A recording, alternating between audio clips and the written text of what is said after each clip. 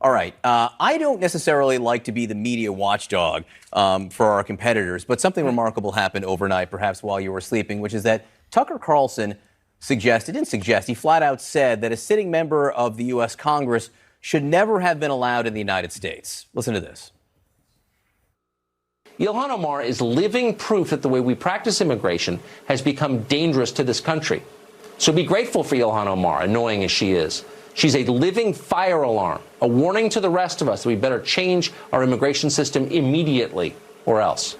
So, Bianca Golodriga, at this table, you are an immigrant to the United States. A political refugee. A political refugee. When you hear Tucker Carlson saying, we got to change our immigration system, if there are people who come to the United States who aren't grateful, who criticize perhaps the policies, they don't deserve to be here. He also went on to say perhaps there are entire countries of people we shouldn't allow in. Instead of celebrating what this country can do, right, what one can achieve in this country just a few years after immigrating here as a political refugee, one could be a member of Congress and differ with her on issues that you don't agree with her on. That's fine. But to attack her system of coming into the country and saying that people like her should not be here instead of being celebrated as an achievement, that only what a special country this is, that you can achieve as an immigrant family running away and leaving a life of fear in another country to come here and become a member of Congress. It's a great oversight, and I think he knows what he's doing by talking about it this way. We have to read Congresswoman Omar's response on Twitter. She says, not going to lie, it's kind of fun watching a racist fool like this weeping about my presence in Congress. Laughy emoji. No lies will stamp out my love for this country or my resolve to make our union more perfect. They will just have to get used to calling me Congresswoman.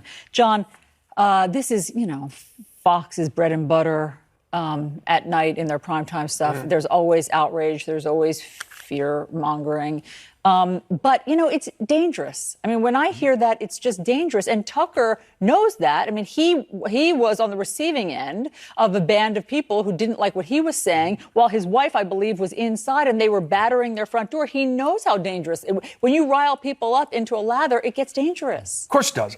Look, and Tucker's playing a game here where the first half of the clip is he talking about the glory of assimilation and the extraordinary only in America rise of Ilhan Omar, and then says, but she hates America. She focuses on our faults exclusively. And I think there's a larger narrative that the right and the media, the right-wing media keeps piling on that is not so coincidentally focused on Ilhan Omar and Alexandria Ocasio-Cortez and a handful of other new congresswomen of color.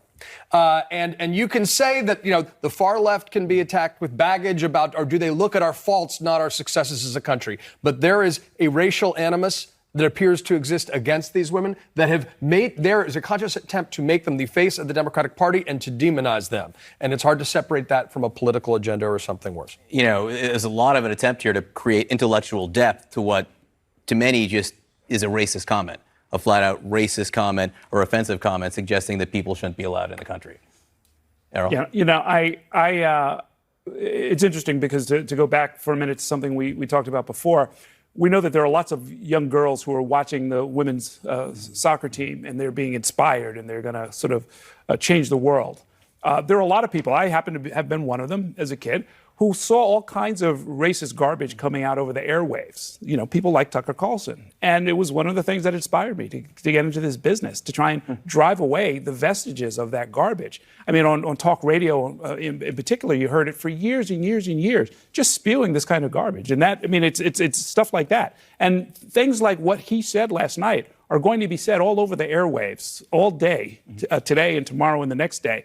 And it's a wake-up call. It is an alarm to the rest of us that we need to train young people, get them into the media, get them into broadcasting, and do away with that stuff so it'll just be a bad memory. I like that glass half full analysis of that. The silver lining.